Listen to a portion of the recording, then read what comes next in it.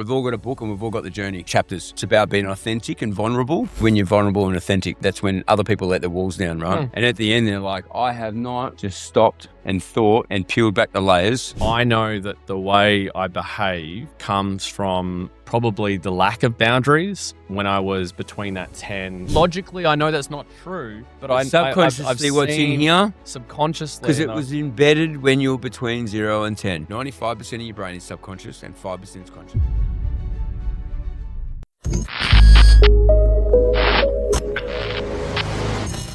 So just on this, I probably haven't recorded a podcast for about 6 to 8 weeks. Moved office, shut the other office down, reset up all that. There's little things, so don't pick on me. But it's been overwhelming stopping the podcast and getting messages and going, are you going to put more out? Because obviously I've only done 11 and there's not much of a following. So like and share if you can. But then reaching out to people like Tyler, that actually me and Tyler haven't known each other that long, probably known of each other, but not really got to know each other. And I've been pretty pumped about getting back into it. It's been wicked. It's exciting. So me and Tyler just went and caught up before because we've both had massive weeks. Huge. We're meant to do this Wednesday, but it's now Friday. And hopefully it'll launch next Thursday. So piece all that together. A couple of things. There's going to be a little bit of a modern rebrand. Really good to get Tyler on. We went and caught up, just hit the spot on a few things, few snacks. And I haven't had alcohol on the podcast. It's a big piece for me because I want to kick the podcast off being around the guests and all that. But me and Tyler had a chat today. We went and had a wine and we're like, why not? Why not? I think we agree we're probably going to end up at maybe one of our favourite locals. Likely. Best. Yeah. Well, we'll have to stop off at the Foreign Office at the embassy first. Yep. Apparently, we just got told that Jerry's not going to be there doing oysters. We're going to have a talk with Simon and Teresa about this. We're disappointed because normally Fridays has a Jerry shucking. Yeah. And by the way, Jerry's on next Thursday. Jerry. And anyone hasn't seen his AI. Yeah. It's brilliant. How good is it? Racing a Formula 1 car. Yeah. All right. So I don't want to up because I'm on camera. And even if I won't edit it out. I haven't done that. You did royally. I did. Too hard. Nah, you got to do it slow. Ease it in. We don't want to push it back in because then you have to strain it. You got this. There we go. Back in, I didn't go deep enough. So we're on Chardonnay. Yep. Because apparently Paul falls asleep on red wine too much. I'm a Cab Merlot and Malbec drinker. And we're just going slow and easy. So I've been a Chardonnay drinker for a couple of years. I was never. I wasn't before either. Since I got into oysters and Chardonnay, they're kind of like married up. So it's something I want you to do with me. Sorry to butt in. This is what we're going to do. Now, this is something I do, and I've taught a couple of people. Me and my ex-wife used to do it, Michelle. I think she thought of it. I'll give her the credit. Write the date and mine and your initials. Oh, yeah? What's the date? The 19th? Don't know. That's all I asked you to do it. That's funny. 19th of the 6th, 26. Yeah. I guess so. And our initials. And I might even try and sneak the journey on it later. So don't. Unless JRNY if you can. See. So there we go. Once again. Little promotion. The journey. Where did the journey come from? What was and I like the branding. Yeah, it's wicked, man. Like I know we spoke about this before around, what you wanted to hear about other people and on your journey and moving forward and your interest in others. But it's an interesting, brand. So, you know what? I'm glad you asked. I don't talk about it too much because it's normally about the guest. Yep. But cheers, by the way. Cheers. Come by. Chin chin. Well, that's good. So it's good to ask because you're the kickoff again, right? So I've been a little bit nervous about today, hence trying to get all this right. And it's like a bit of a series tour, a break, and then, kick back off again. And I'm in a shared office now. Didn't need a full big office, cost too much, all that kind of stuff. And I'm actually pumped, new environment. But where the journey come from, and it took me a few years to do it, and we probably kicked off, 6, 7 months ago? 6, 7? Yeah, there you go. That's embarrassing. You should edit that out. I got kids, man. I'm allowed. I get away. I got a free ticket. So once again, risk, roadblocks, and resilience, right? we've all got a book and we've all got the journey chapters. And as I was telling you earlier, and no one else really knows this, now we've kicked off with the guests, and I've got 200 plus guests on the list, and I reckon I'll get most, and there's other people coming in like yourself. I want to do that. I'm going to do my story soon, and it's been really hard to get to that point, but I think I'm ready for it, and it's about being authentic and vulnerable. Now, the reason people like us have probably got good people skills, I think it's the number one skill in the world you got to learn, the people skills, is when you're vulnerable and authentic. And that's when other people let their walls down, right? And I've done, since my divorce 2 years ago in April, I've done heaps of work around like holding the mirror up. Now, I'm glad I didn't do it 3 years ago now, because everything happens for a reason, right? The universe puts timing. Us in it. Yep. And then I probably didn't realize this.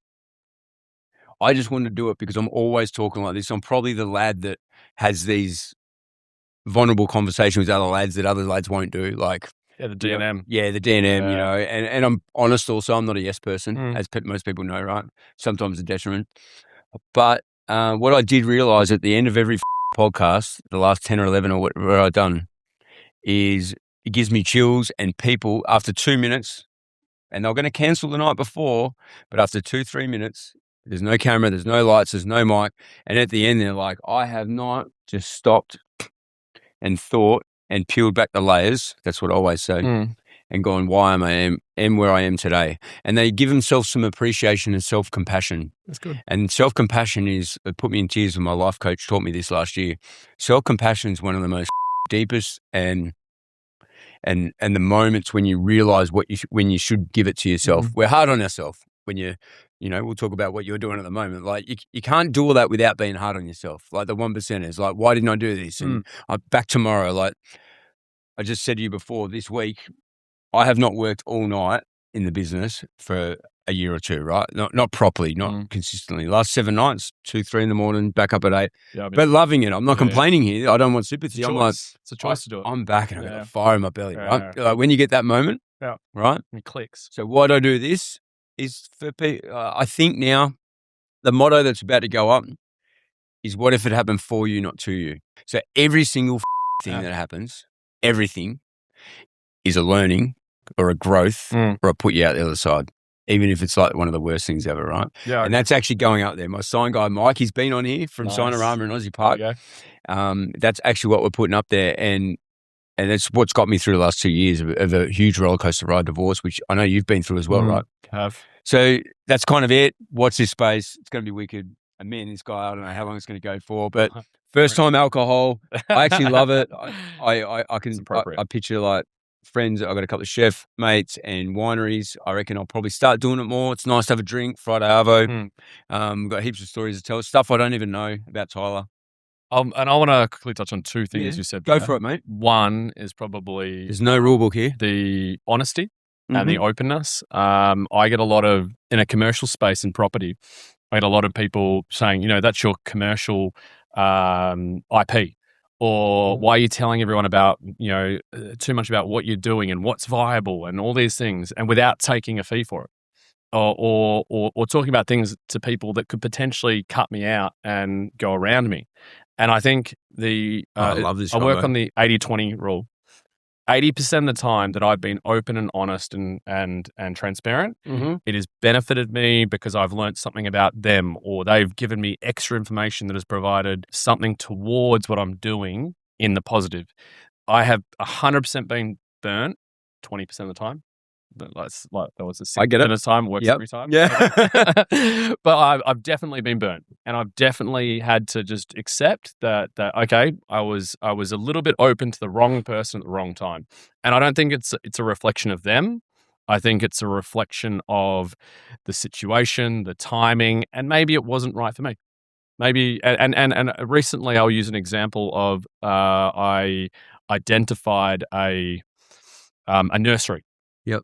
To a few of my contacts. One who's a close friend of mine who he's a financial planner and he's brilliant. And eventually, once he leaves his financial planning, since he knows who he is, once he leaves there, he's going to come and do the AFSL stuff with me and potentially kind of be a backing because he's very handy. He was already in business with my ex-wife. Like, I know we'll be doing amazing things. But he came up to me straight up and he's like, look, Tyler, we look at businesses like this with a guy. If we were to do it, probably wouldn't be with you guys because there's too many connecting factors. And he was just honest. So he's honest. He was honest up front.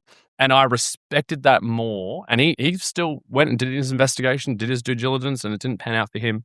But then another person who's in the nursery industry at the moment, he came in and we were navigating how we're going to do a joint venture together. And look, nurseries it's not what I do. But with property development, with my local government contacts, all these things, I had many, and go figure, one of my investors, it was his parents. So I'd already investigated the site for subdivision in the future, for all these other property related things. And I saw that maybe with a few of my networks, I could make the nursery kind of work well.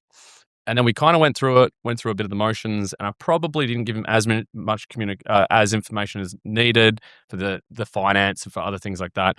And I think with just the miscommunication and timing of both being busy and not being the focal point, kind of messed up a bit. And it just created a bit of a rift between us, and then it created a bit of uncertainty. It created a bit of a negative environment. And recently we've reconnected, celebrated that he progressed by himself. I was progressing on my side. I ended up pulling out the DD. He ended up securing it. And it's not easy. Not easy buying any business and doing anything. He's the right person to do it. And I would have loved to have supported. I'm still going to support him. Like, I'm still going to come in with local government stuff and things like that. That is so good. We've shook hands and gone, didn't work out. Miscommunication on both sides. We're good people and we generally still want to be friends and potentially do business together in the future. So I think I could have sat there and gone, you dogged me. I brought this deal to you, and it's like that's not how I feel. I think I'm in the do more rather than less, and make more business rather than less, and that's what I've done in like the Bayswater and the local government and stuff. So let me cut you there, right? So let's say that's the intro. Now, what I love about that, right, is this is what a lot of people don't know how to do because ego comes involved and pride. And hey, not in a bad way. People don't even realize when ego is involved. But if you went in there and you went negative, your energy and you're holding it. You're not letting go. So you're going to sit on that when you could be doing something else. And I've said it probably 10 times this week. The windscreen is a lot bigger than the rear view mirror. Look forward, keep moving forward, right? Yeah. Like you look back and you were I love that. That's really good. Mate, if you were like, this guy, we're mates for years, but now you've shook hands, you've both done business. Yes, you're selfish. You both want something to win for yourself because we're men. You're building an empire. You do it. Whatever it is, tick your box. I want to be involved in everything. You know what? Let me tell you, I reckon in a year or two we'll talk. And I reckon you will end up doing something because I agree. When that's good business, and you're excited and proud of someone else succeeding, especially when you're involved and maybe planted the seed, how good. Yeah. So intro, Tyler Wood. Haven't known him a long time, so I can't say that, but we've connected and clicked pretty closely when we do. Similar circles, all that stuff. But I think most Scarborough, of all, what Scarborough, Echo, everywhere. And just people, I think we know a lot of similar people. But do you know what I actually think that connected with me and Tyler is, and I just learned this recently having a wine with him, is our values and the self-awareness. The moment I sat with Tyler today, he told me about a scenario and instantly it was like, well, I could have done this better with my team. I could have done this better in this way, and communication and expectation. It was actually the first conversation we had, and the amount of people that I talk with, and I love going down this rabbit hole. Not many people know how to go, hey, I could have done this better. It's usually I was relying on them and they didn't meet the expectation. And it was an amazing way to start today. So welcome, Tyler. Thanks, mate. Thank you. And you've just taught me something. I think what we'll do, I love that there was a nugget there on this intro and informal thing going, hey, here's Tyler. Like, it was good. You've gone and hit something. It was a really good, good thing and long-term friendship. And I hope you stay connected with your close mate. Yeah. I hope he succeeds. And I hope you guys do something, because if you got two people like that go and do that later, you will kill the pig. Yeah. So So born and bred here. Born and bred. I just found out. I didn't Local. know. I don't know Tyler that well. Yeah. We've only ever seen each other in Subiaco, I think. He's usually got some hot chick hanging off him. No, he's always working hard, and we actually video messaged the other night a couple of times. Vulnerable in our chairs at home, like kind of thing. It was like, I think you posted you're working late, you're doing something. I was like, good on you, man. Like, get out there and put more content. You put out good value. And he's like, I'm working hard at the moment. I want to put out more, but I'm not sure. And I'm like, mate, you need to. You got a really good rapport in the industry and local community. And you do really good stuff. And I learned today that he's so community minded. He's fucking unbelievable. So maybe start with that. Tell me a bit about your community mindset. Well, that's interesting. That's a good little segue into it, because after we had that nighttime, night video message back and forth, and I'm just like, you know what, I should. I think I've been pretty cold, nearly. Yeah, basically, right? It was like 2 a.m. or something like that. We're still working hard. I do. I'm not embarrassed. There's no ego. I'm just conscious of presenting the content in a palatable and I guess nice way. And I know, a lot of people do say, no, just get it out there more, the more is just better. Do it. Just do it. And so after that, I did, I think you might have seen the walkthrough on our Bayswater site. So we've sold 16, 18 and 20 Beachborough Road South, which I've been working on for a long time. 13 other community members invested with us. So it's friends and family. We raised $2 million initially. We had it under contract for 2.5 years under option. We extended that out with the family that had owned it. It was a deceased estate. So connection to the community, connection to the family that originally owned it. We had Future Bayswater, which is a pro-development community group that I'm a part of that specifically relate to the Bayswater Town Centre or the Bayswater Bridge District.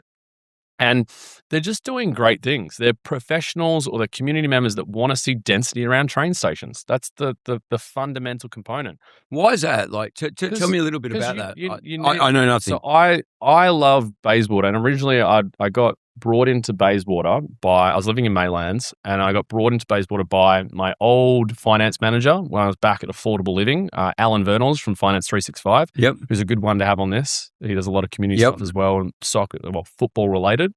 They're all football related. Well, he's English, so through and through. So he brought me in because he's like, mate, you just left Momentum Wealth. You're potentially setting up your own business. Come and sit in the office if you need a space to expose yourself to to our finance, to see if we can do anything there. And then I had James Best actually knock on the door, give me a flyer to a Future Bayswater event. Ex-mayor of South Perth.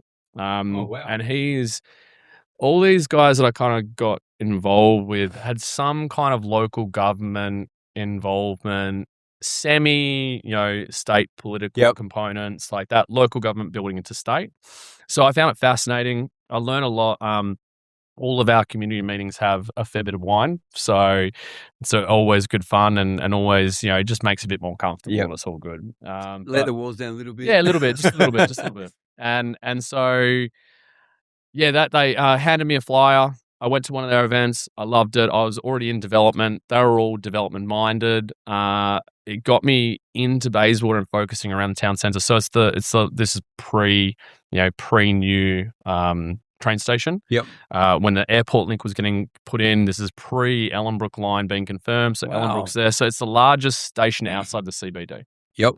It's in peak hour. It's going to get trains every 3 minutes, and the station itself is huge. Like, I don't know if you've been out there. It's 3-4 stories. I've been past it and whatnot, but and it's a bit of a nightmare the way they did the road layout. Main roads didn't do a great job, I think, personally, because they had too many conflicting requirements in regards to road layout. We were like pedestrians. That's what they should start with, pedestrians, and start with livability. And then you work your way back for then public transport, buses, then cars. But it didn't work like that. So it's not a great outcome. It's a better outcome than what was there. So you always got to be thankful that it's progressing. But this year, the community group, I ended up becoming a board member. We only had a board. That did not surprise me. And it's just they were reason why I said that when we're talking about 16 Beachborough Road. So we ended up pulling the community group into there because they lost their residency over at 7 and 11. So 9 and 11. 9 was where they had the Future Bayswater office where we did all this, we spruced it up to have events and stuff like that in there.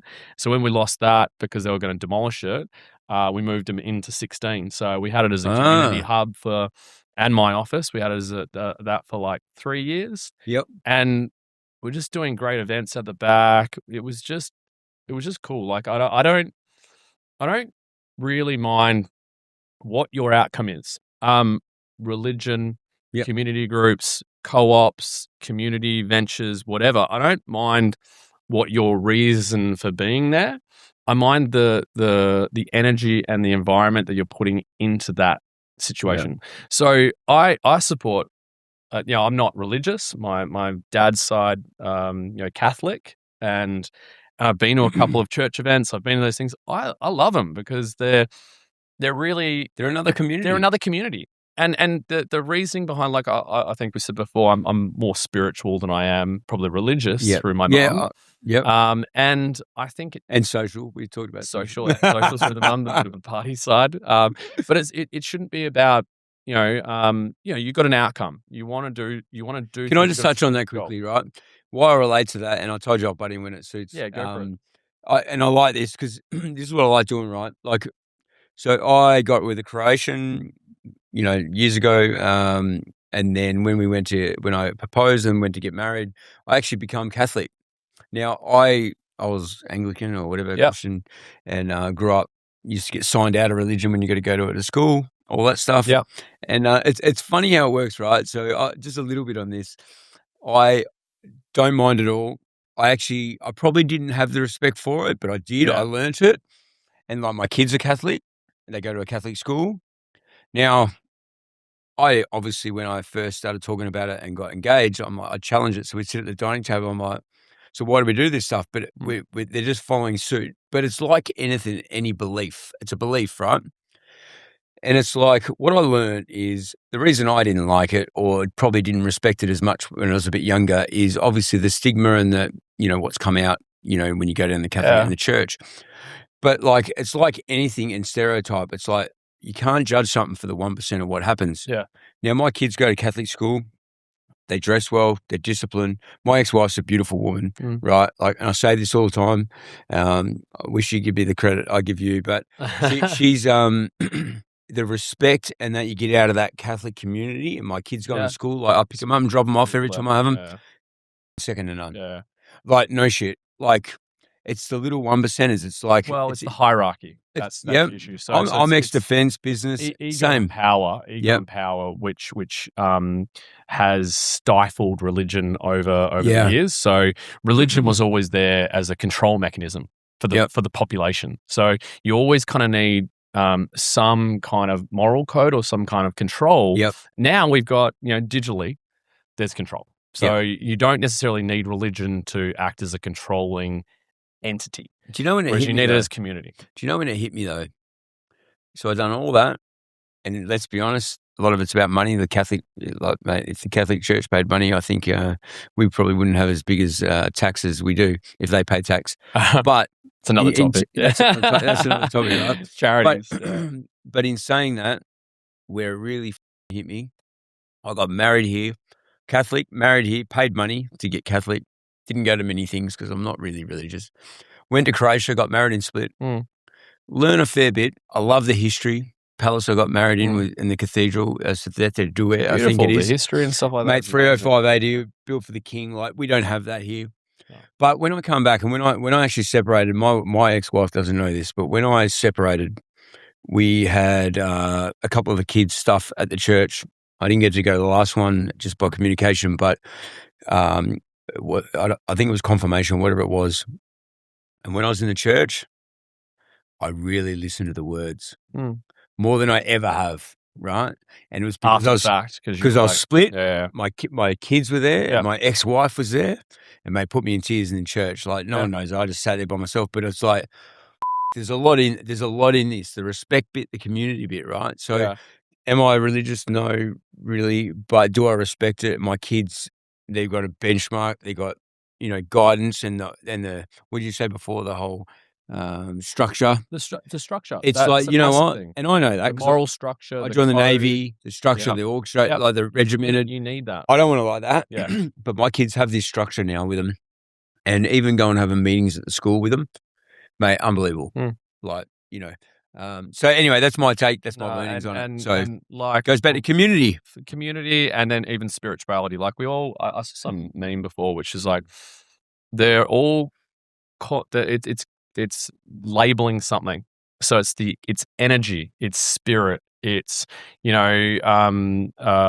socialists that think they're atheists. The atheists name it something else. Everyone is trying to describe the way they feel and what they want to do. It's what they grew up with and their belief. Yeah, but everyone's feeling a similar thing, but they're just describing it in a different way. Yeah. So that's the and you only know what you know, right? And there's different layers around. We talk about like the third eye or the spirit or something, and an energy that science can't explain yet.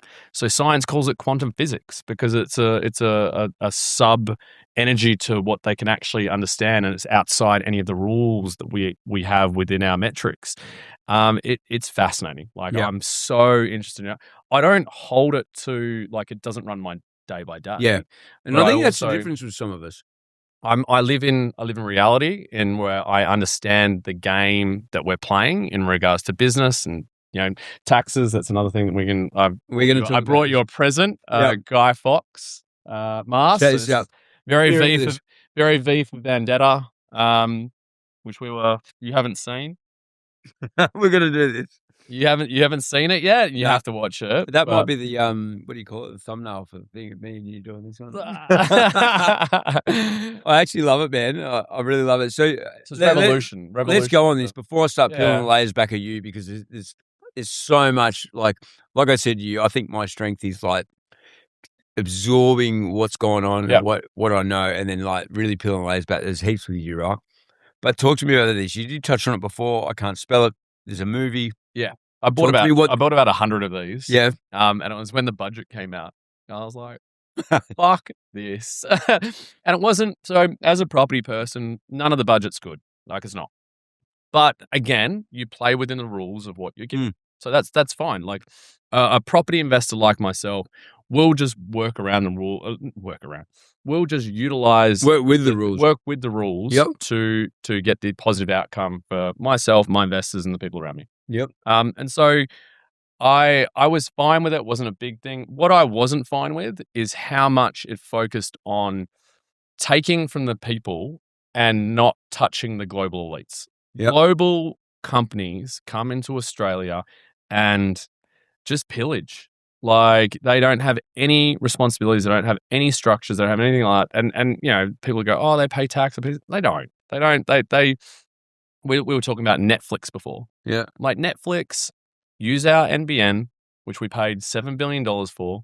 They use our court systems to fight people that are doing, piracy. Yeah. And they use and they pay no tax, and they earn so much money.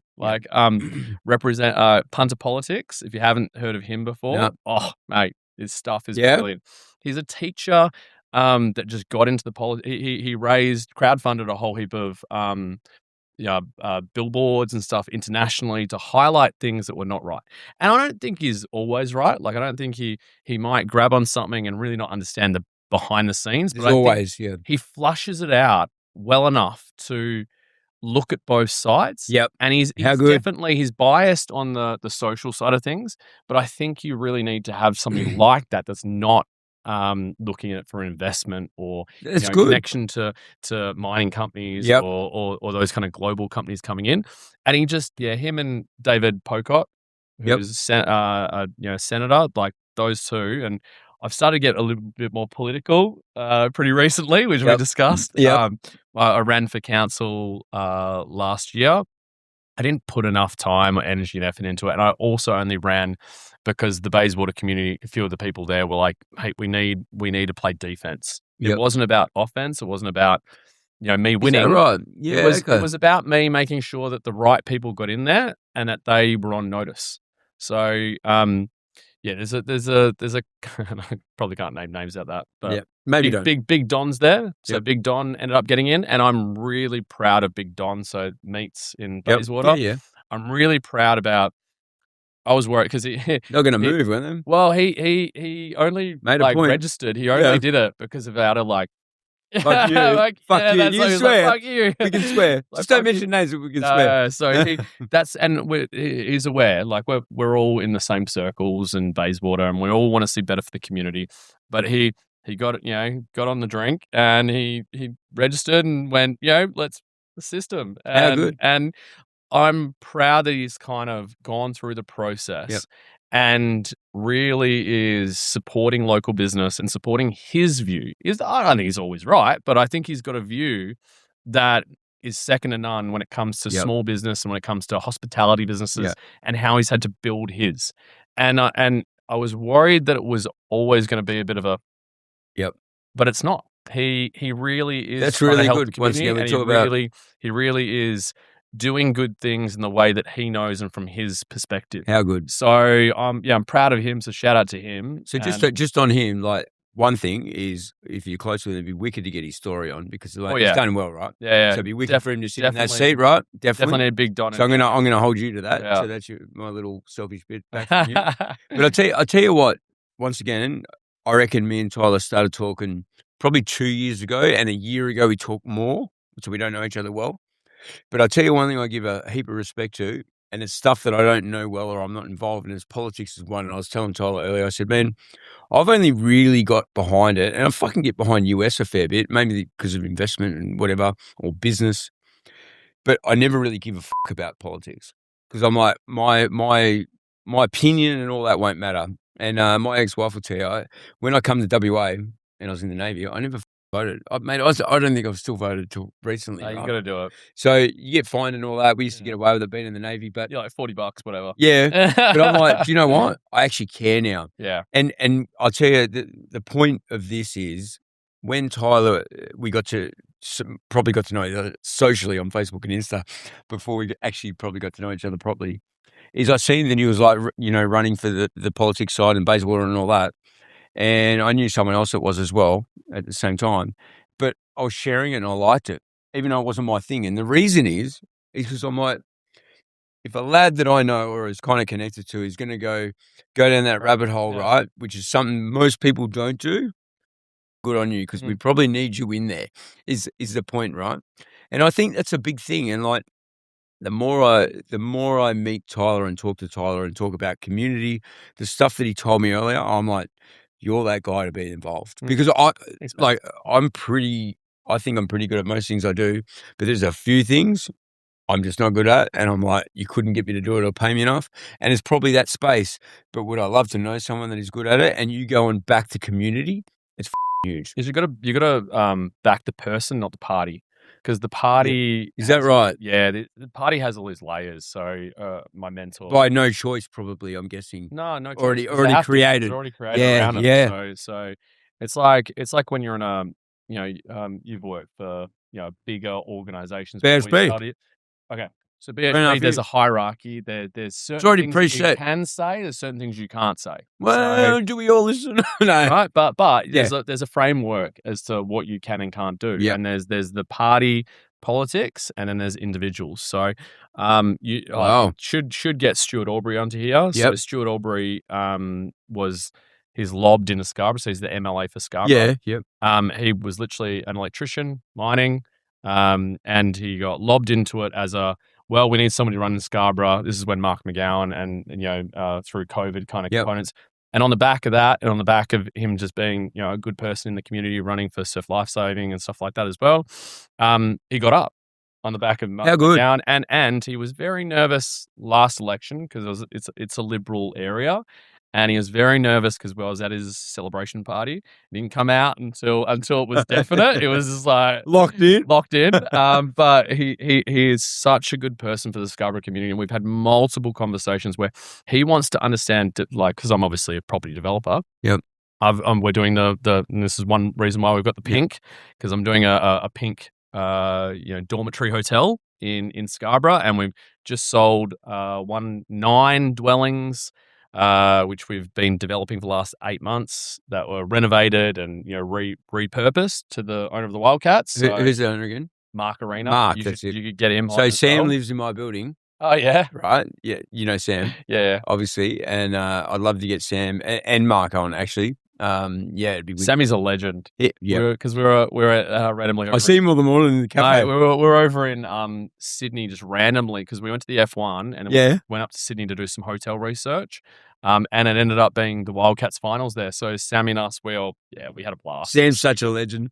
Lives in my building. He's just such a cool guy, right? The Wildcats community and the way Mark is directing that is very, very impressive. He is not about money. He's done really, really well.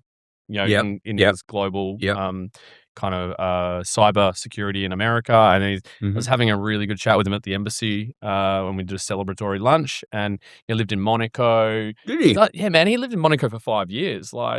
Everyone speaks very highly of him, eh?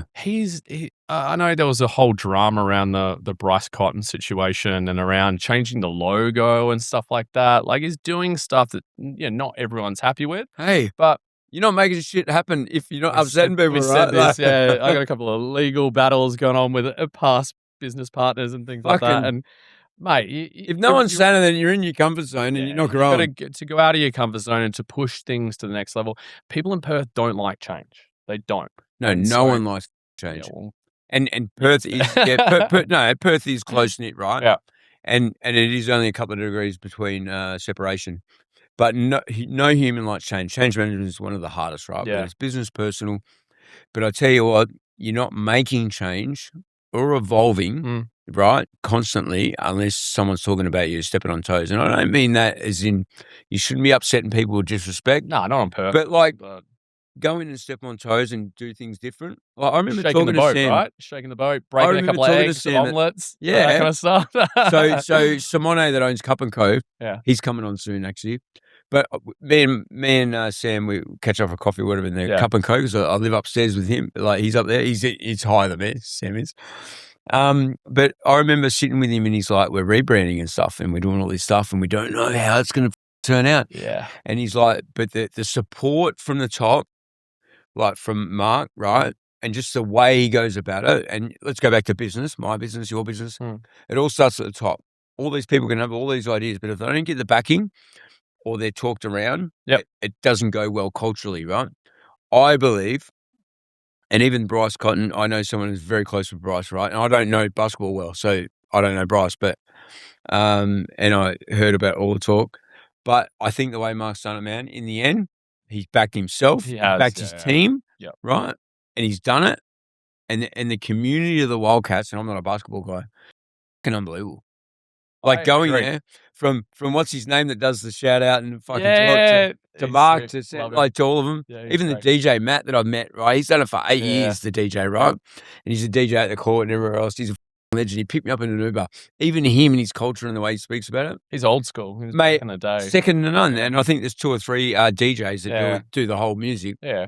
Mate, all of them, the culture is second to none. So from the dealings of them taking over the site that we were renovating, we ended up getting a box at the Wildcats as well, and there was an arrangement there, and then we're looking at this, and we're looking, and man, I liked basketball. I've been to a game before, but I hadn't really been invested, and we were sitting next to Nick Natanui, so he had his box, we had ours here, and we know each other through a few other people, and it just, the community and support, and for having it just felt like the right people and the right business mind and the right let's do some stuff. Let's be loud, let's be proud, and let's have fun. Yeah.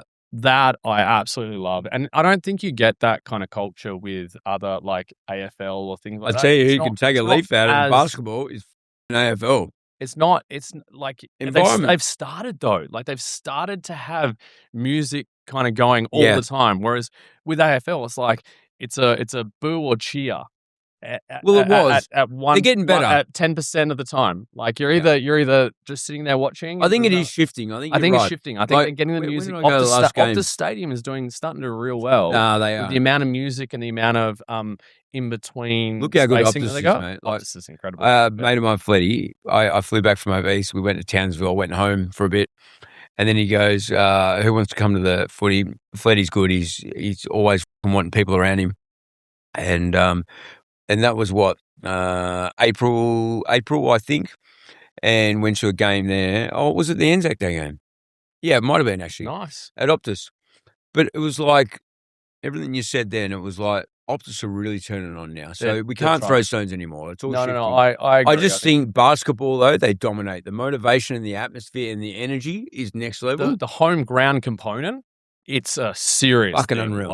And I think just the Wild Nation community that Mark's building around the Wildcats is... So with the rebrand, what happened? Did people... Or did we get more? Well, see, I only kind of came into there when the rebranding had already been done. So I was only hearing stuff after the fact, and yeah, there's some people that aren't happy, and Mark's components. That's like, well, it's for the kids. Like the kids, it's a logo that supports children more. I know he's doing a lot of work with the city of Bayswater. He's doing a bit of work. Yeah, so the whole branding is like him, and I got to make sure I'm speaking in turn, but they're really trying to work with community to then put basketball courts in local government areas and work with the local government. They'll pay for the construction. They'll pay with those components, but it's like they need the land. They need support. You can't just build it and they will come. Like that doesn't happen in Perth. Like you can't just go, oh, we'll build that and it's going to get used. Oh, that's a tick box. No, you gotta have a community that has ownership to it. If you build something in the middle of nowhere, it's just not going to get used, right? Needs some ownership. Tell me something, and you'll kick my ass. Who's the other guy that was running for Bayswater that is at Devlin's? Oh, Arian. Works for Arian. FIFA. Yeah, Arian's great. Arian's a legend. I met him last year, right? I've known him for a while as well. Mainly through Lou Magro, who's ex-mayor of Bayswater. Lou's a legend. And he is. He's old school, right? Devlin's is just one of, like, I became a member of Devlin's when I was living in Subi and I just set up my business. So it was... When was that? 2018. And so Simon, I'd been coming to Devlin's for You want to talk about community and building fucking community. Simon and Teresa. I'd been coming to Devlin's since I was 22, 23 with my, as we kind of spoke about before, my ex-mentor, Tony Cunningham, rest his soul. He was one of the most influential. He's like my uncle.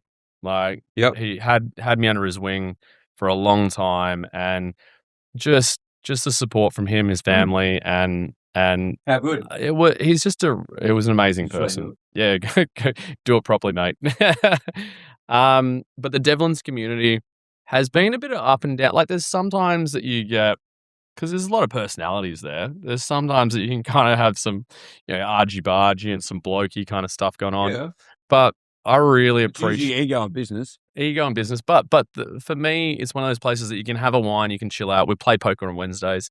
And you can actually just have genuine conversations with people, and talking business is okay. Whereas other locations, they're not. Other community groups, they're not. It's the only Once place again, it's a community and we're at the same level. Yeah. And I'm going to back up what Tyler says, and I'm going to touch on poker night. So the good thing is you can walk in there, and sorry, what was his name? The guy that Aria, yep. I met him one night, only not long ago, like probably 8 months ago. Yeah, him and his partner, Sarah, are lovely. He's had a baby. He's FIFA, Bayswater, the whole politics side. He taught me a lot. And the reason, actually, I'm going to touch on it. The reason I thought of him is because of the whole Perth Glory thing. So we're talking about Wildcats, we're talking about AFL. Now, the other one that drives a huge community is Perth Glory, right? And Tony Sage had it for years. Love, hate, love, fucking whatever. Doesn't matter. But Perth Glory is another community that's unbelievable, right? And hopefully they kick off, and then, over the next few years, they get back to kind of where they were, right? Go back. Yeah, go back to Alan Vernals, the Finance 365. He's involved in that whole community as well. Yeah. Okay, so you probably teach me a little bit about... I don't know a lot. I know because my ex-wife's father, he was, he knows Tony, but he's obviously mad soccer, Croatian football, whatever you want to call it. And it's always a discussion, right? Because Perth Glory had a wicked, unbelievable following, and they still do, and community. And we'll touch on it, right? So I've got a young boy that loves soccer, loves basketball. And what do you think I want to do? I want him to be part of it from now. So I'm going a bit left field here, but it's like, so why communities matter and all this matter and people that care and give a is because I've just gone and connected it to my boy who plays basketball and soccer, doesn't play soccer this year. We off that, but basketball, I'm not even a basketball head. Like, I'm not the parent that goes, you got to play basketball, but he's on it, right? And Sam, go back to Sam. Yeah. I'm like, Sam, can you get us a ticket this weekend?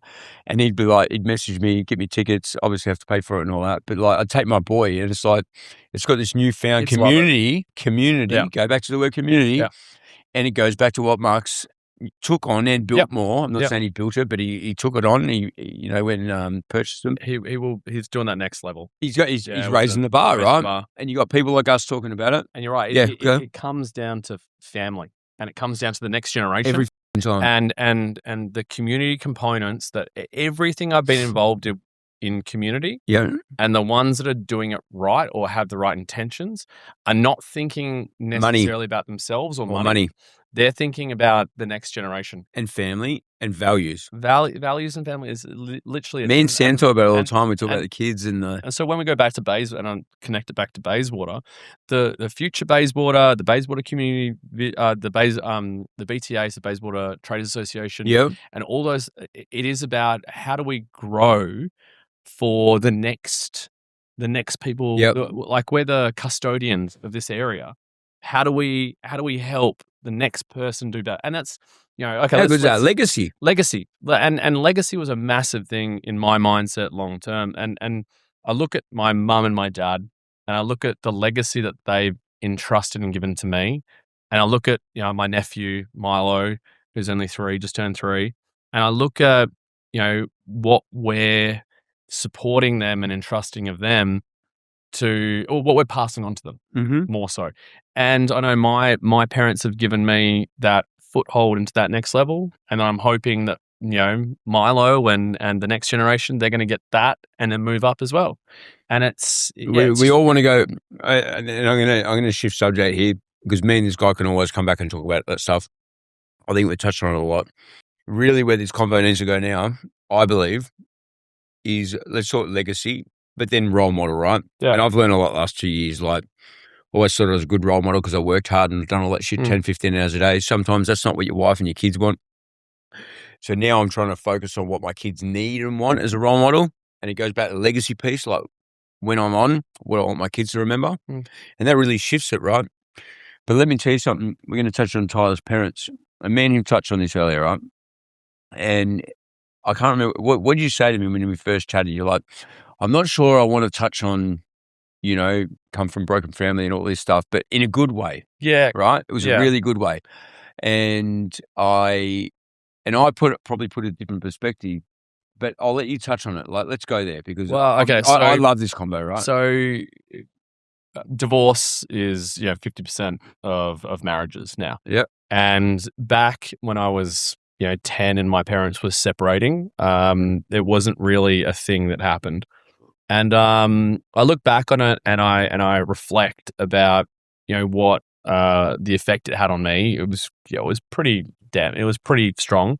And my dad owned Mountain Designs. He was where was that based? So we had one in Perth, Whitfords, Claremont, Fremantle. Wow. He had 5 shops, and then Bunbury as well. And what'd that do? What job man do? So it's outdoor retail. So think of Kathmandu, think of Hackmans, that kind of stuff. Yeah, so, right. Yeah, man, Mountain Designs was one of the biggest, and there's people who still wear Mountain Designs branding stuff today. It's closed down, but they've sold the branding to something else. But yeah, Mountain Designs was a massive part of our life, and my dad's life, and my family's life in general. Being the benefit of we got to go on trips, and Dad helped set up the Bibbuln track. So it's 1,000. Legacy. You want to talk about legacy? Mate, he was a chairman. He got an AO for it. So he got an Order of Australia for helping set it up. And my dad my community, it's funny because we were discussing this before. Yeah. I definitely have a very eclectic blend of my mum and my dad. And they've both had a lot of influence on who I am today. My mum was very social. My mum was very caring, compassionate, creative. She owned Ark of Joan in Fremantle for a while, which was like a hippie shop. Yeah. So she's still been business minded in capacities, but very much more spiritual, much more social. Whereas my dad's the opposite side of me. My dad's, been very good at business. I think and I probably have the same kind of negative trait. We hold on to things a little bit too long. Like we probably don't bail out on things soon enough. My dad probably dragged out mountain designs a little bit too long. Yep. Pride. Yeah. Maybe not pride. Maybe just the confidence that, we want to make it work. Yeah. So we squeeze every bit. Yeah, like try to make it work. Whereas there's some ruthless people that would just rip the Band-Aid and move on. But my dad's very good at business. Probably doesn't now understand it to the level that I'm going to, because different generation, man. Different generation, and that's exactly it. He has it in the. But you would be here without that foundation.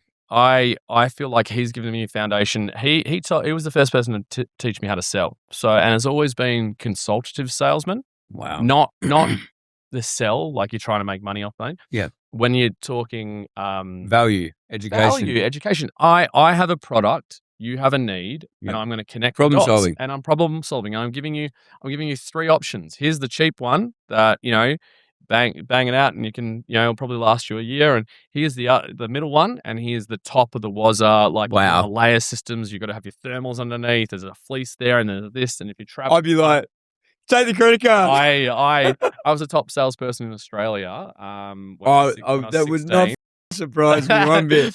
So it's a large national company, and then they ended up flying me to Canberra for 3 months. So I worked in Canberra managing the shop. I didn't really know much how to manage, but I was retraining all the staff on how to do stuff. So that was great. I loved living in Canberra. That was so cool. Did a couple of stints up to ski because I'm a big skier. So Dad used to take us skiing, or Mum and Dad used to take us skiing to Falls Creek every year for my backyard. Yeah.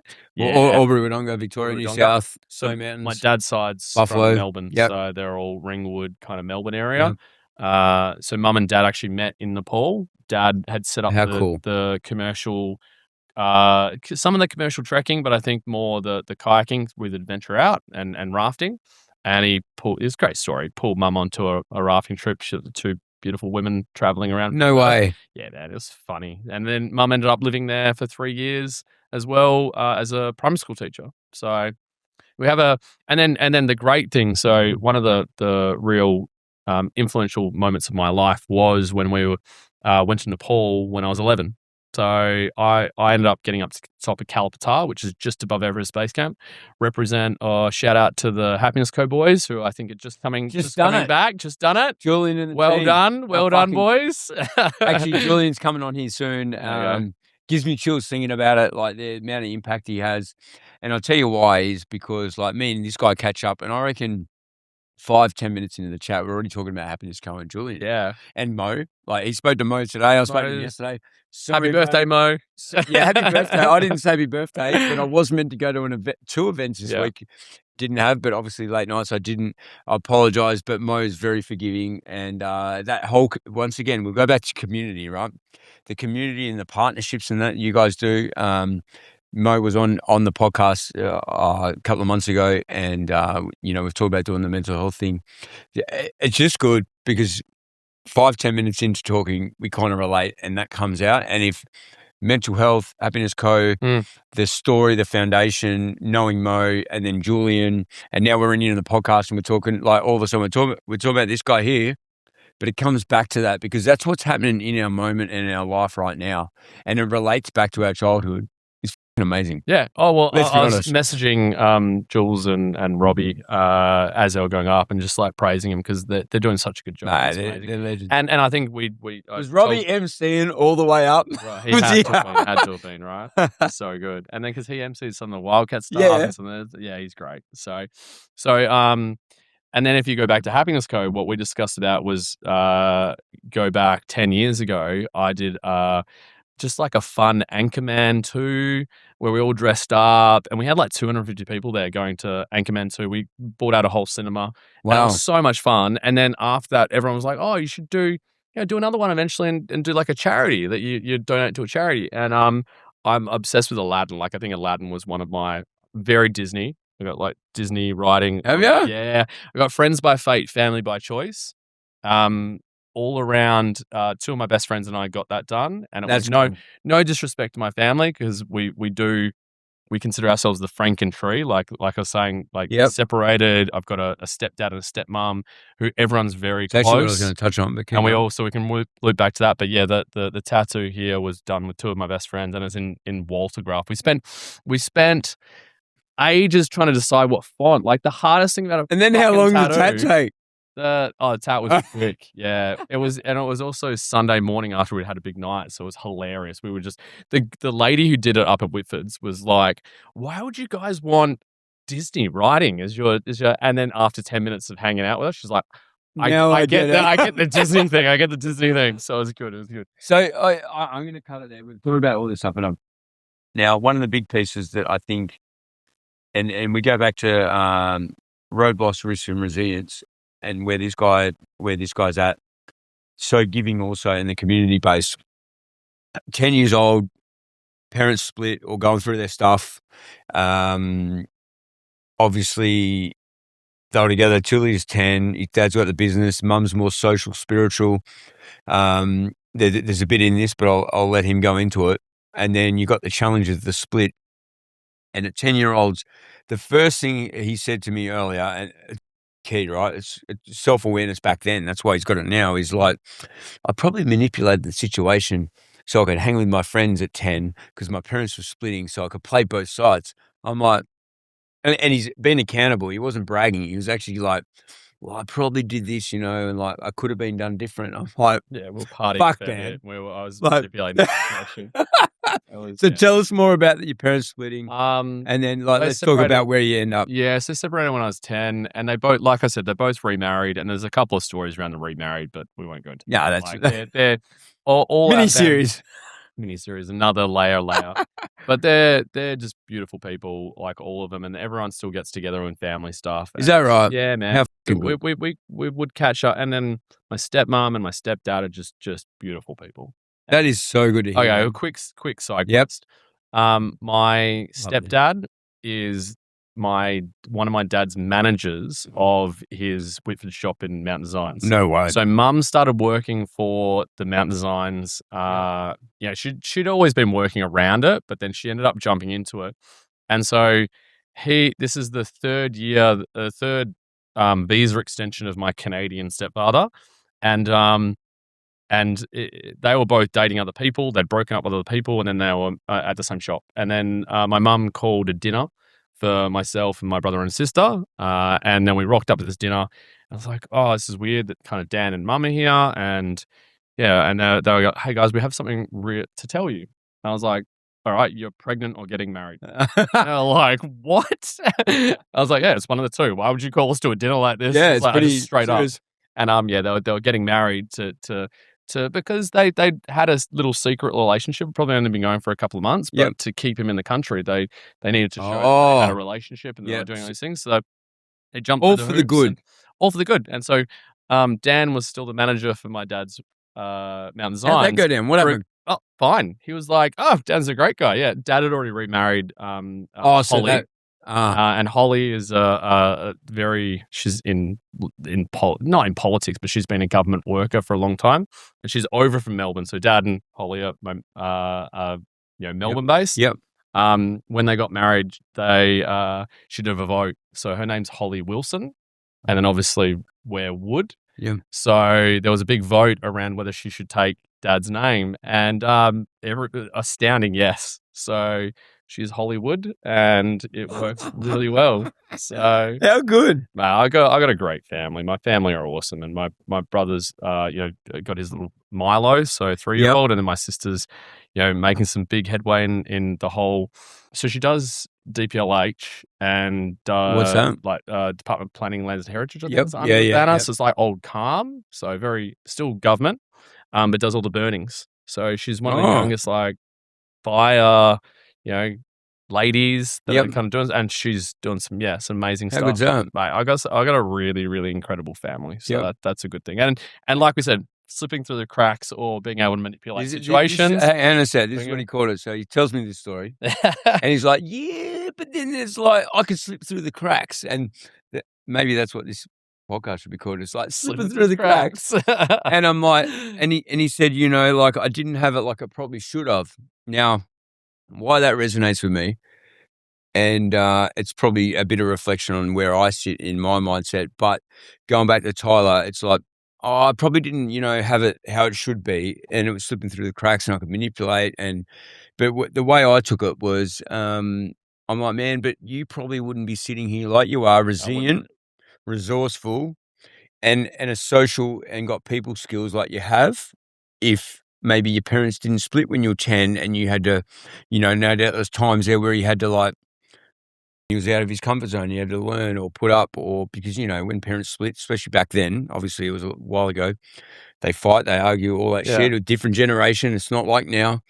And I'm like, what if it happened for you, not to you? Like, you learn from it and you're the man you are today with that, right? And, what was your response? I think, if it didn't happen, I wouldn't be the who I am. And I definitely, 14-year-old riding in cars with 17-year-old boys, stuff like that. Like, they always not condoning all this stuff. No, they always had me under their wing, and they were all. It was never dangerous. It was just not what a 14-year-old or 15-year-old would do. And then you just made a comment before about an attractive girl on my arm. Well, at the time I had, 3 best friends that were all from, attractive females from different schools that I connected up and then they brought me to the older boys' parties, and I was that's why you always had that connection. I always had that connection in the relationship, and I always had that vibe through. And, we just, Dino, shout out to Dino because he helped with the hotel, the hotel at one point. Yeah, he did. Yeah. So Dino's,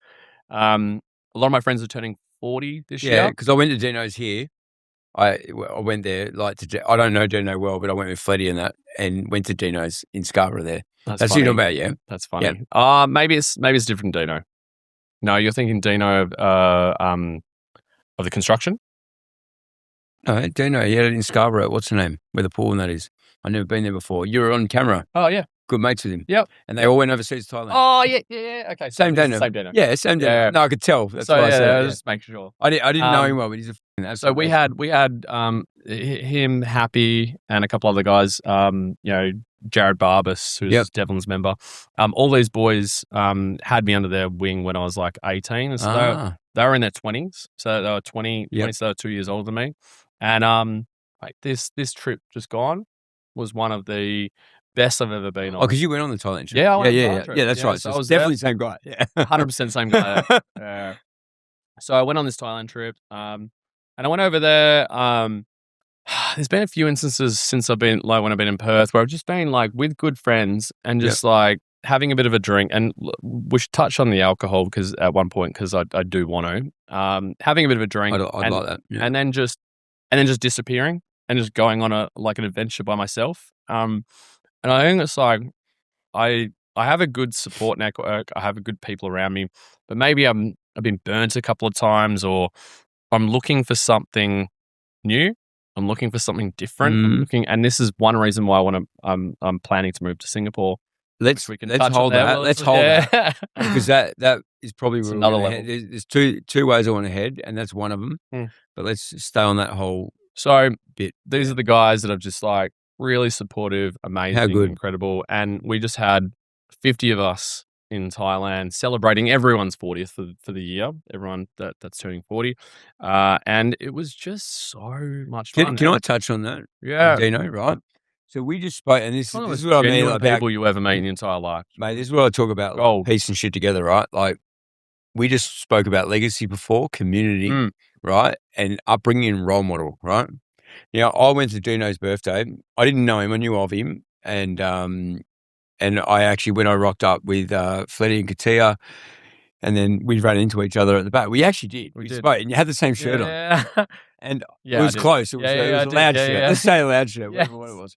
No, it might have been this. And when I got intro to, no, I think it was, and you were talking about the property. And then I got intro to Dino and I said, man, Fletty said, just come along. But It's an indie bar, right? Yeah, that's right. And I'd never been there before. So good. There's another story there. And then I'm like, thanks, man, for no problem. I told Fletty, like, make sure you message and ask Dino, like, it's someone's 40th, right?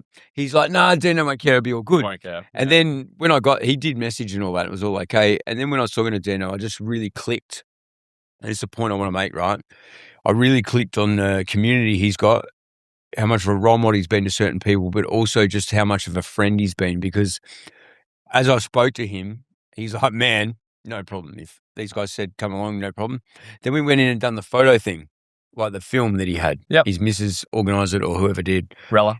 Yep. And they put it up and I met her and she's a laugh and all that as well. She's a hoot. And absolute hoot. And it was in the lounge area of that place, right? And I knew a lot of people on the footage, but every single thing on that camera was he's going to leave a legacy. Mark my words. I said, when it finished, I said to Fletty and that, and I think might have been N-Dog was there. And I'm like, man, that was amazing. If I had that, I'd be one happy man. Like that there, he's a good guy. He's a good guy. And he's not the loudest. He's fun. So he's definit's got the balance. But he's got this, this. Even Tyler, I watch all you guys over there, right, on socials, and he just has this, he'll just have these weird things that'll come out. It's bang on.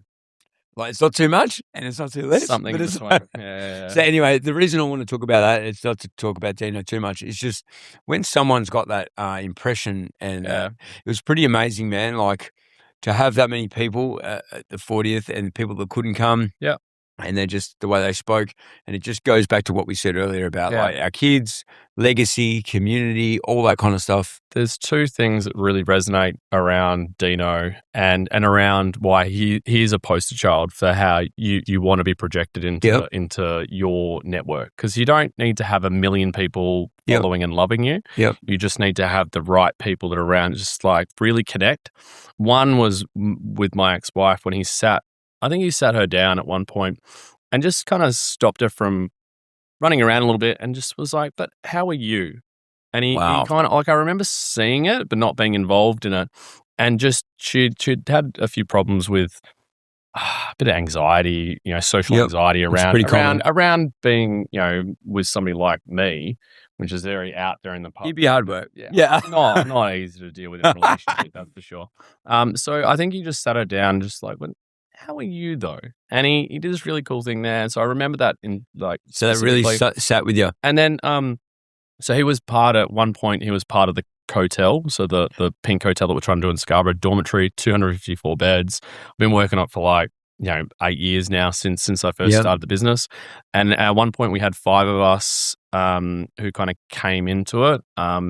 Anthony, Zoe, Jay, Christian, Dino, and myself. And Dino surprised me in business. Like, he surprised me in the fact that, we've been very social. He's been very emotionally supportive in some capacities in party. But you never knew that side of him. Never knew the business side of him. And he, I think he's working with Talus at the moment. So doing a lot of that stuff. He really knows how to compartmentalize things and do that. And I feel connected to that because I feel like I do that as well. Like, I can be this stupid party person and out, for socialite. Let's call it socialite. And then, but I do genuinely care for outcomes and community and people. Like, I don't, money's not a driver for me. I like that as an outcome. But as we said earlier, money will come. Money will come when if you're passionate, you love and you care and you give. But then the flip side is like making sure you're just doing things in the right way and having the process and having the drive in regards to business. And I very much think Dino is very balanced, and he something you could literally like emulate or put up and study that boy. So for someone that I haven't heard his name too much, but we knew of each other, mate, you're coming on at some point. He's on. Get him on. If I have to go get all the people that I knew at your 40th just to poke the bear, we're going to get you on because just on this, like, now we kick the podcast back off. I've got like 4 booked for the next 3 weeks. Like we're momentum now. It's like 1 a week. And to be honest, this chat and legacy and like, you don't have to be anyone. It's like, I don't know Dino that well, and he's working for someone, so he's not some, CEO or big business. But in the values and what comes behind it, mate, that's who you want on. Because you know why? Because we all relate to that stuff. And sometimes we're not jealous, but we envy, and we all learn from other people. I know I did that day, just seeing him in his element, having the video and in his element at the 40th. Mate, talking to you about property and giving back to community. I envy what what we spoke about like only an hour ago. I think the people that are in the forefront, your CEOs, your podcast kings, and your people like that, sometimes they're the people that have so much to lose and so much going on. Yeah, they end up blinkered. Yeah, they end up being blinkered, and they can't be that kind of genuine, just person. But I think we're lucky in Perth that there isn't necessarily that. There's ego, but it's not the same level that I think is around the world. But then it also does stip another level of like this gossipy nature of tall person syndrome, tall poppy syndrome, 100%. Like I reckon Australia's got it. I reckon we probably may not have it as bad. Perth's bad with it, but it is bad. Yeah, and you know what? Someone showed me something, and it was to do with the states, Australia, and whatever. It's bad, like you want to talk about entrepreneurship and everything else and the roller coaster ride and everything. It's like, you can't do it. And then it's like, wow, I know that guy, he's done it. And then it's like, the cut him down at the knees. Yeah. Because maybe you haven't achieved what you want to achieve because you gave up, or it's like, no one's perfect. There's no rule book, right? There's always going to be, like, no matter where you get to, there's going to be some few haters that have a negative perception of you. And if you got haters, you're poking bears. Bring it on. There's always going to be a reason, like, it's perception, right? There's always going to be a reason for why you got there or why you shouldn't have got there. And you're never going to be right 100% of the time. Like, you just have to accept that you're sometimes going to have bad business interactions. You're sometimes going to be wrong. And you have to be able to accept that. And that's just the nature of the beast, right? You learn and grow. So I just want to touch back on 10-year-old Tyler. His parents split. Yeah. Like, let's just hit that bit on the head, because I reckon that is a pivotal point of why you are where you are. Yeah. Now, what was, you raised this with me, right? So what hit home? Like, what do you remember? Because I know I got memories of growing up, right? And and it's usually the hard, challenging times that come back to memory when you want to bring these combos up, right? Yeah.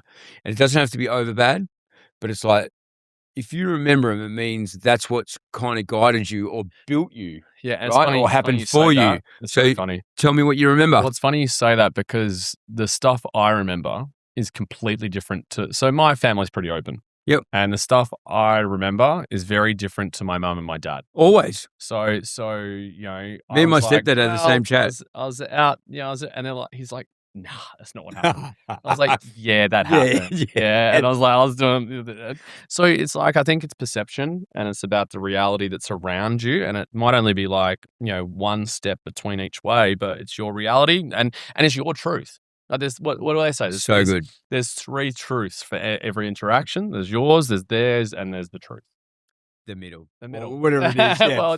Whatever ratio. The actual truth, right? Because you have this and bias. Sometimes you never know. You have this bias with everything. That's how it works. But I've seen it like this. Yeah. But honestly, man, like, and this is why there's no wrong. It's the scenario at the time, and like, I shall see psych and everything, right? It's like, and trying to go back over childhood stuff.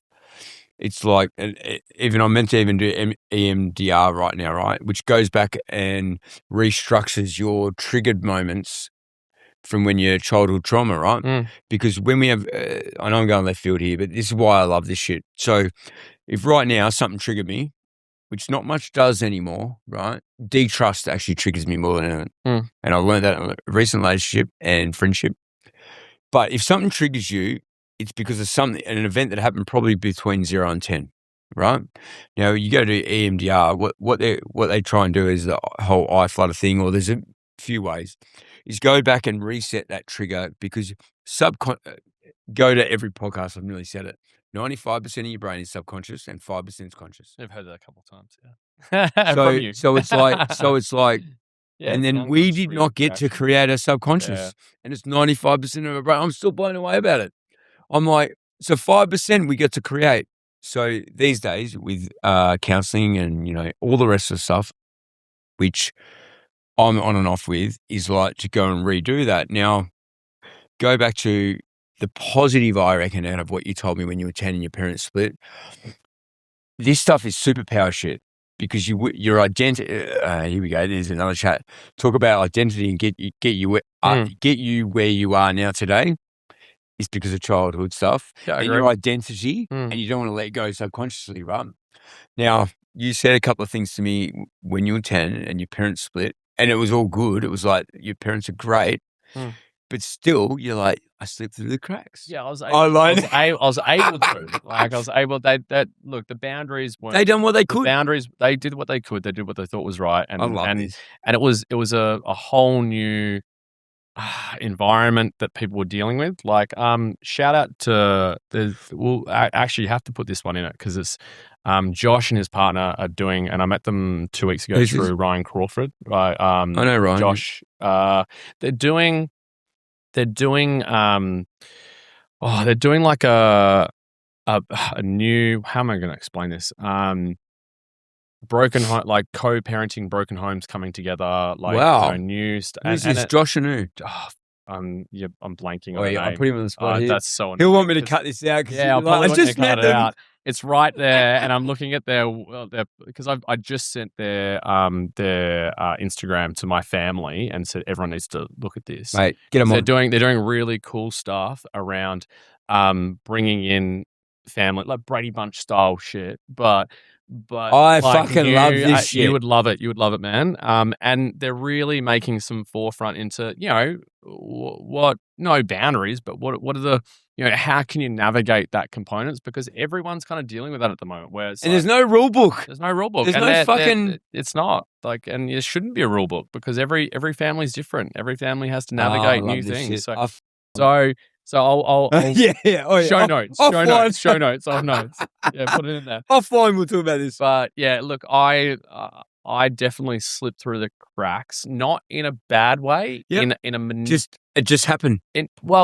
In a manipulative way from me. Like I manipulated the situation into getting what I wanted to do and going out and hanging with my friends and partying and doing fucking fun stuff. And he hasn't fucking changed. Do you know what? I'm trying to. Do you know what? I'll tell you one thing. I'll actually talk the guy up and blow went up his ass here. I know he knows a lot of people, and that's how we met. I do too, but this guy like triples me. But like his social antics and everything else, and we've seen each other out drinking wine and everything else.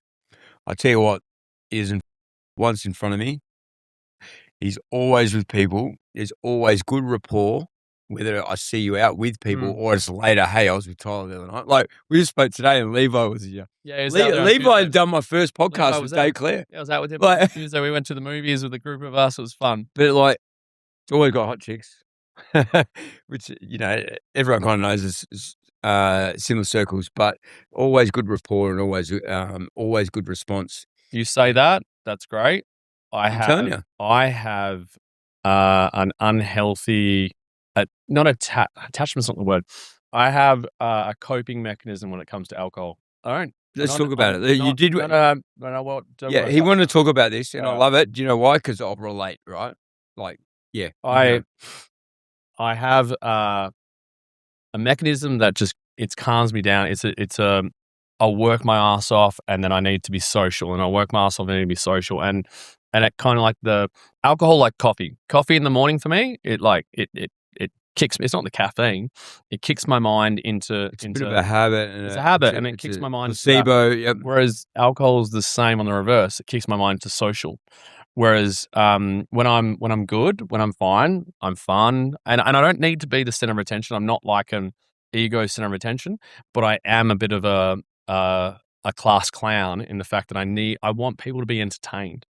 So I'll entertain and I'll be mucking around and doing silly stuff, but only until if somebody else is stepping up and doing it, if they're doing that and they need the spotlight, like I'll step back and it's them. Can I throw something in here and you tell me if I'm wrong or right. Usually when people are like that, there's an insecurity bit to it, right?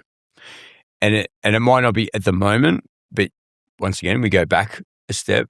There's probably something that drives you to be that funny person, center of attention. And it's not about the other people usually. It's about, and this is where you're going to learn about me, right? Like this stuff here, I'm usually pinpoint.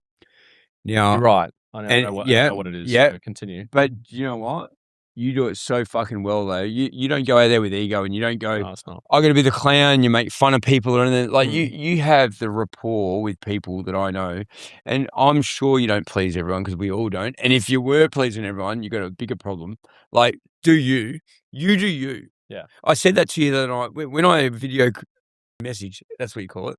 We video messaged about 3-4 times the other night, like 1 a.m. And he's like, but I want it to be perfect. I'm like, dude. It's not going to be perfect. I'm the same. I said, you know, I look up to you that you've got, like, I'm a socialite, right? And I can put content out. But I'm like, you're like, I see you as an excellent, but he didn't see it like that. It was like, he's like, yeah, but I'm a bit cautious. I'm like, no, you're not. I said, man, I know the rapport you got and the people you hang with and all that, and you just be you. He goes, but I don't feel like I've got to do it all. I'm like, no, don't try and be perfect. What did I say? Just be you, because you actually nail it better than anyone I know. Yeah. He's like, I've got to do more content. All that stuff next day. Yeah. So anyway, the reason I say this is because most probably men wouldn't say that to another guy at 1 o'clock in the morning, like, dude, just go do content and be you.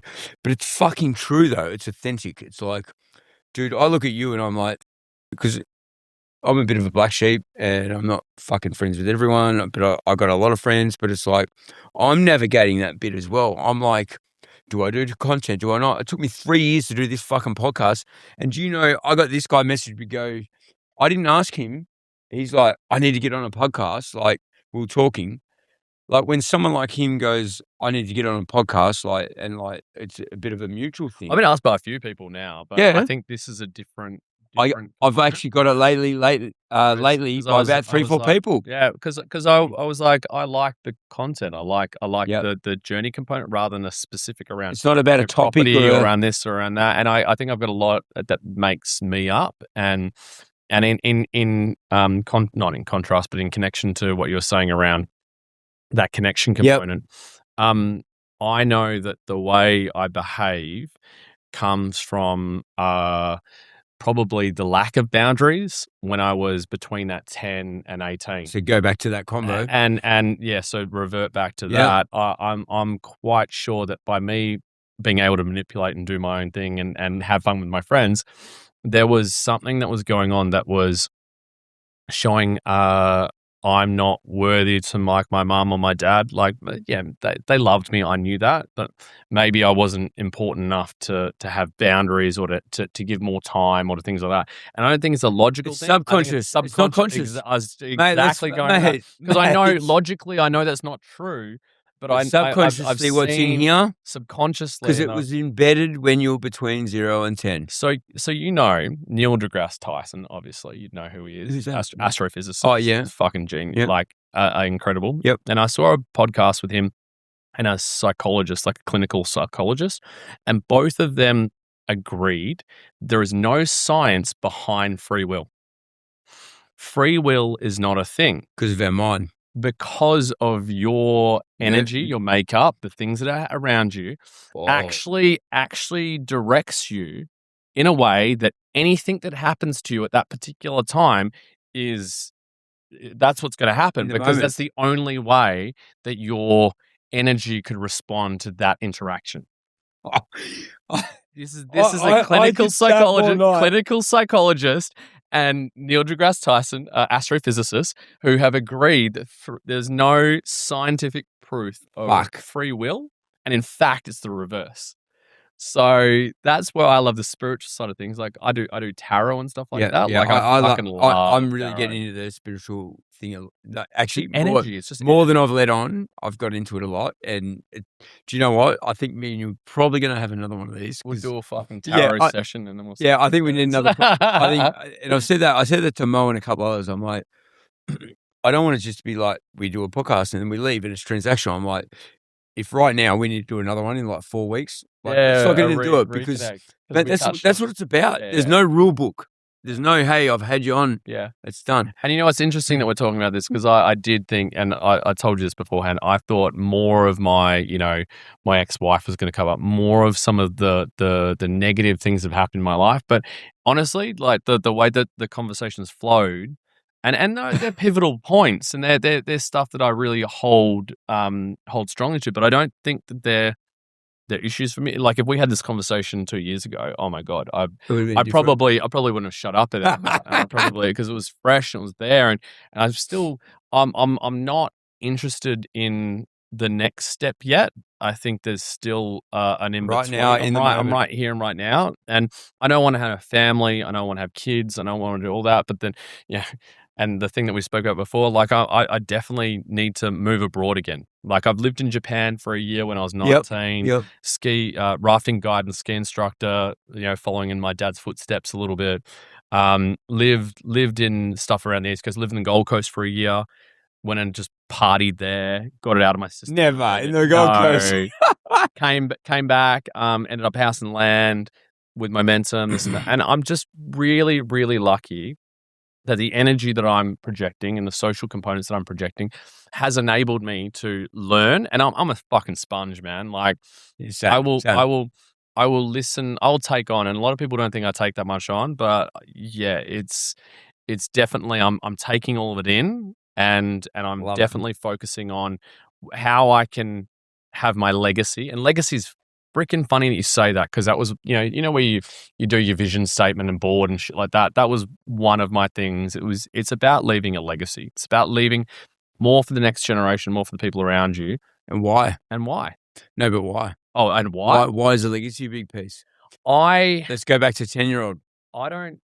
No. Why is it triggered in you? I don't think 10-year-old was ever thinking about legacy. I think 10-year-old was looking at the environment that's around, and was able to navigate that. And I felt like I was able to navigate that, but I don't think always everyone's going to be able to. Yeah, but say 20-year-old Tyler, you don't think, and I'm saying this because this is probably me, is 25-year-old Tyler doesn't go, I am going to go hard. I'm going to build a legacy. I'm going to build a business. I'm going to, like, whatever the fuck it is that adds up. What do you think drives that 10-year-old Tyler? Hey, my parents split. Like, I had a community outside my family. So your family's one aspect, and your family legacy. Hence your tattoo. And your tattoos. Got more tattoos as well. Like nobody sees them. No, but I think the community, the friendship groups, the things like that helped me through that I fucking loved, like family. That it wasn't about blood, and it's not about blood, because my step parents, I look at them like my family. Same. Yep.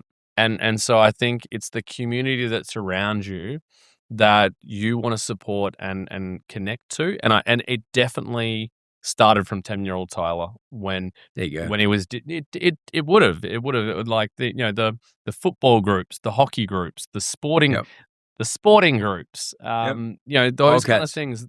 Well, it was Wildcats back then, but now, of course. Yeah, it was hockey and footy were my two things, and surf. Was it really? Yeah, surf lifesaving. Yeah, you're one of those. Oh, good on you. Scarborough surf lifesaving. Oh, that's why you're one of the Scarborough fucking circles. Careen Cats, Careen Panthers at one point, and then Raiders hockey group. So it was Charles Riley. It was Careen, North Beach, Scarborough. That was my little triangle, and I think. Being in those communities, and you know what, it just popped into my brain. I love this. This is the good thing about this. The Scarborough Surf Lifesaving. So my brother and I are very, very different. My brother and I are polar opposites. He's the crazy side. Hang on a second. Hang on. I'm going to fucking defend your brother here. You and everyone else are different. But it's hard. Like when it's brothers. Siblings. When it's siblings, you generally have more commonality, but you're like chalk and cheese. Like chalk and cheese. You couldn't get two people more opposite to each other. I love him to death. Like I think he's amazing. Does he love you? Is it like mutual? Maybe deep down. What's his name? How old is he? Tell me. Callan. Yeah, he's 2 years younger than me, so he's 36. Okay, is he a good guy? He's a good guy. In everyone else's aspect as well. Yeah, he's a good guy. Good guy. Yeah, Callan, hi, Callan. I'm works just stirring for up. Corp, so another Oh, government does he? component. Yeah, okay. He's He's on that for sure. he's a crazy scientist. Is he? Mate, crazy scientist. Like the reason why I think we have a few issues is because everyone always said, "Oh, Callan's going to create something. He's going to invent something, and Tyler will sell it and make all the money." That's what everyone's already said. So I think he's got this like every time we kind of try and do something together, he's like, "No, you're just going to take all the," which I wouldn't. Tyler, stop stealing it. So no, but him and I are polar opposites. And then this story same parents or same parents? Yep. Yeah. So Yep. dad, my dad Mike and my Keep going. my dad Mike and my mum Michelle Yep. have remarried, both younger like marriages, but yeah, they've never had any more kids or anything like that. So we haven't had the complexities around step siblings or anything like that. No, yeah. But we've always been all pretty close and tight. So this is a core memory right here, and this actually, materializes a lot of maybe the expectation I had onto me versus my brother. Yeah.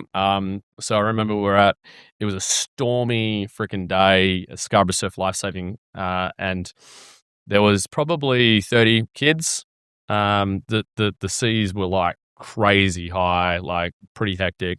My brother had already given up, it was cold, so he dug a hole and he was sitting there under a blanket and just like, half going to sleep. My dad was like, "Oh yeah, he's all good."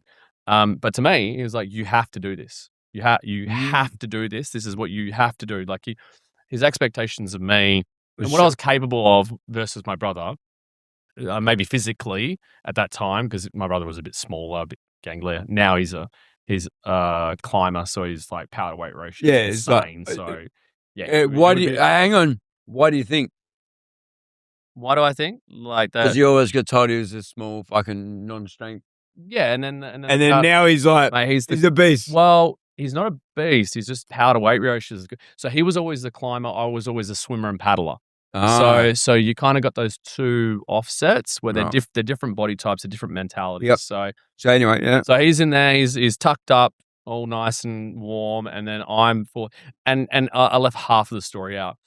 2 days before that, I was at my friend's birthday party, and we're playing rugby out the back, and I got tackled and put to the corner, and my toe bent back, and my big toe. And so I was like, my dad had to come pick me up, and I was in a lot of pain. He's like, "Oh, we'll go to the doctors on Monday." Fucking broke my toe. Like my big toe was broken. Come on. My big toe was broken. He's like, "Oh, you're being a pussy. Like, stop. Let's just we'll go to Surf Lifesaving with this." And it was like I was hobbling in this race in this. So we had to swim around the flags and then back. I couldn't walk. Like I could not walk, and it was stormy. I was winning. I was like, "Dad, I really don't want to do this." He's like, "Just do it. Stop being like, go. You should do it." And so he always put this, just push for things like that physically maybe expectation. The expectations of me in regards to this was quite high, and we probably have a different view of events as to how all this panned out. Yeah. But I'm very clear and he kind of like, "Oh, it wasn't that bad." I was like, "It's pretty bad. I had a freaking broken toe. I was on crutches for the next 8 weeks." So I broke my big toe, and my dad kind of, I won't say forced, but I'd say heavily encouraged to that go generation. And it definitely, that kind of energy did create a real strong, mate, I could walk for weeks. Like I'm a great hiker. I'm a great skier. Yeah. I paddled because it's all here, right? It's all there. Mindset. It is all there. I'm not overly physically fit. Like I'm not, but my mental capabilities and my ability to push past those pain barriers, I've got that like in spades. That's amazing. And there was another part where, being a kayaker, I got asked to do the Rottnest swim. So I was kayaking that, and the other kayaker pulled out. So I ended up paddling the whole thing. We had 4 and ended up taking 8 hours we were just made it before they cut stuff off. So I was 8 hours on the ski and I did that. Wow. Yeah. 8 hours on the ski and with not much exercise beforehand and just boom, 8 hours on the ski, focusing that, guide them through. So let me fucking, haha, you nailed it, right? So we'll go back to the fucking journey, right? Like roadblocks, risk and resilience, right? Now, I'm going to wind him up here and say we're going to ask a few questions because I'd actually love to do another one with this guy, right? And I think we definitely will. But it's like everything we just said then, like doing 8 hours on the ski because you got to, and you're meant to do half of it. Like you're talking about double, right? But you just went and done it, and like everything else that happens.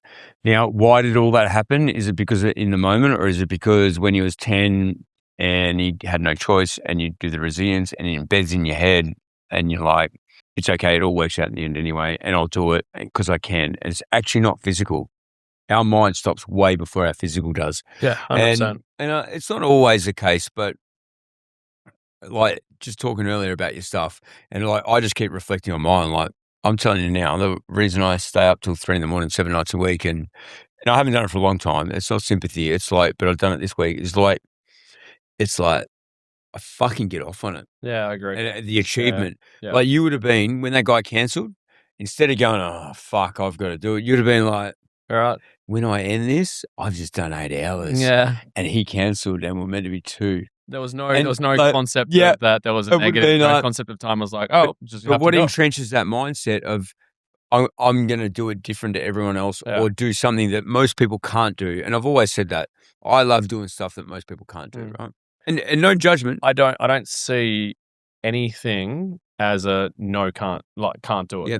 Like I in business. If you do, but if you did, I just don't. You wouldn't do it. I just don't have that. Correct. Like I don't have that vision that something is impossible. Like I see that there's never. I see that there's rules, there's restrictions, but I don't see anything as but impossible. also rules are meant to be broken. I talked to Nat about this. I'm like, oi, and ask forgiveness.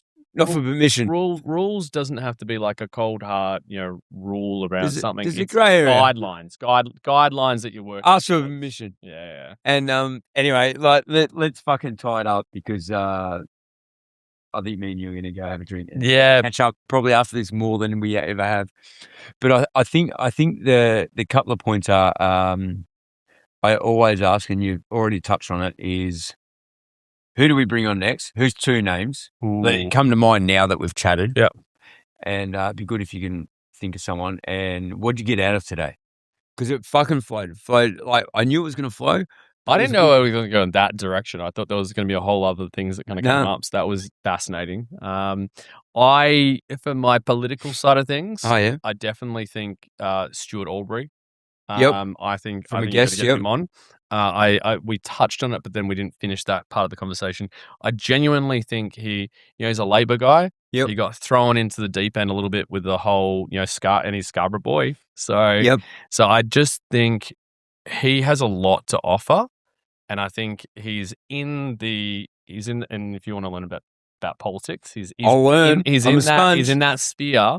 But I think he genuinely wants to learn about things like property development. I like the story that you said. Mate, Sparky, did you say? Sparky, ex-mining. Yep. Mate, I remember all that, right? Like that there. Yeah. And one of the only MLAs who's, there's a couple now, openly gay. So I think he's got and is exactly the statement. But I think there's a fucking get him on. There's a stigma. Mate, get him on. I love the trash stigma. And I really respect him as a human in general. Wow. And he's just a great guy. Yep. So number 2, I reckon get him on. Number 2, probably Big Don. That'd be wicked. More because I want to hear.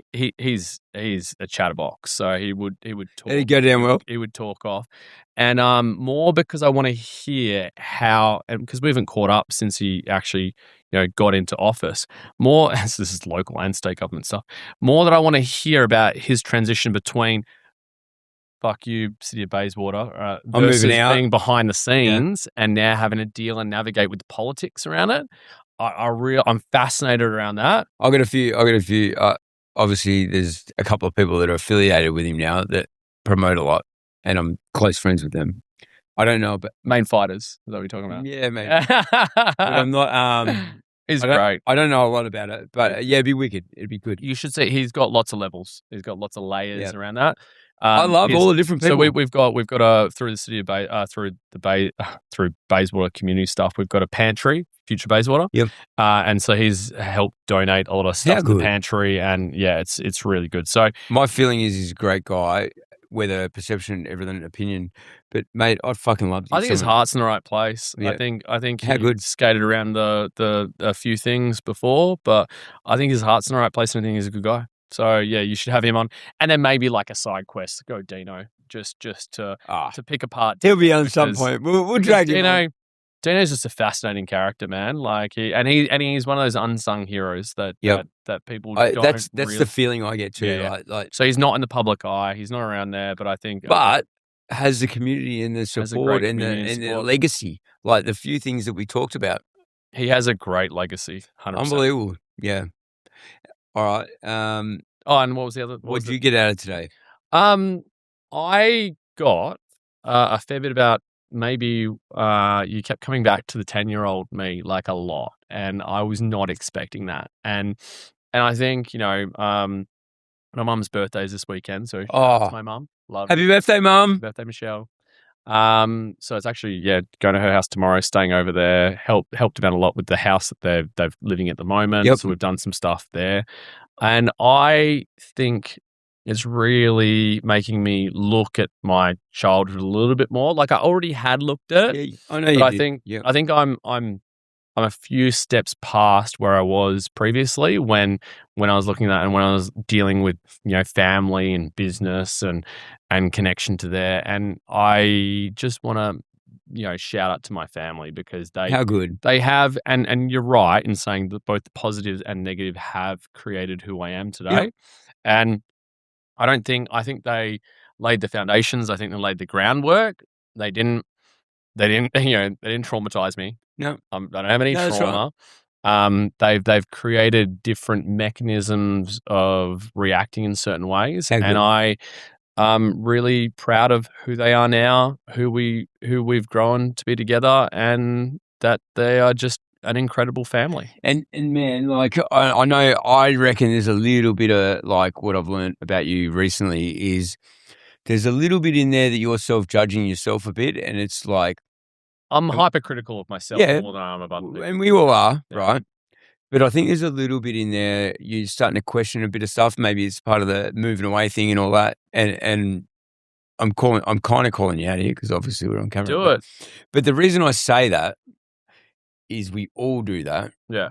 And it's like, fuck, okay, do I need a shift and a change? But you know what you need to do is give yourself some self-compassion and like where you're at and the rapport you got.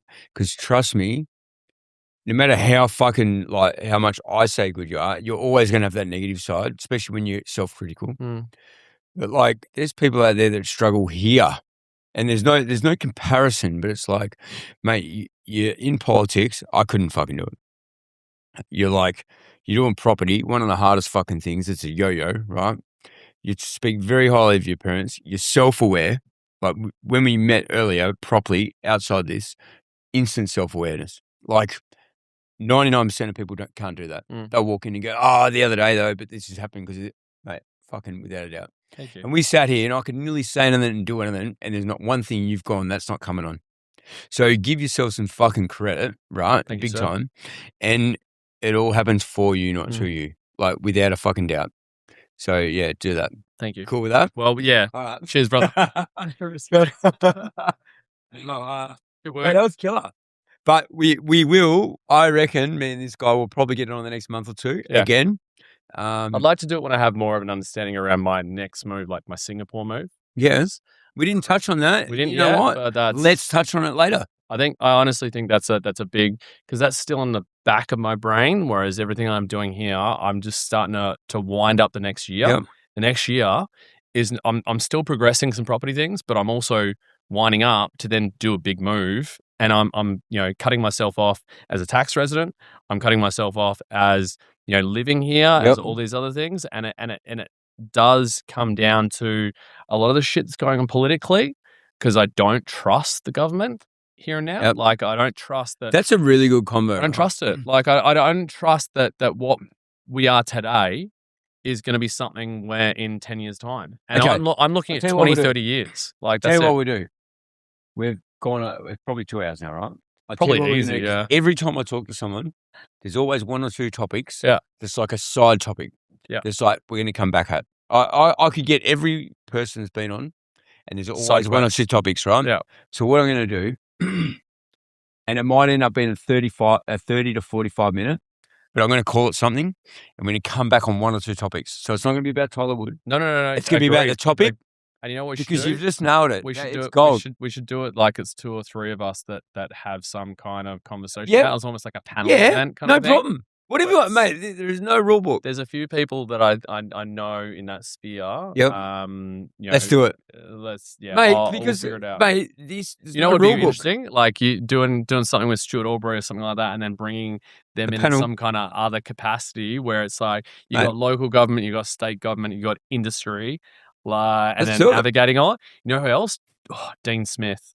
Who's that? Senator Dean Smith, Liberal. Oh, he's a legend. Like he's so community, it's ridiculous. But yeah, you need federal, you need state, local, and then industry. Bang, panel event. Let's do it. Got it, mate. Whatever.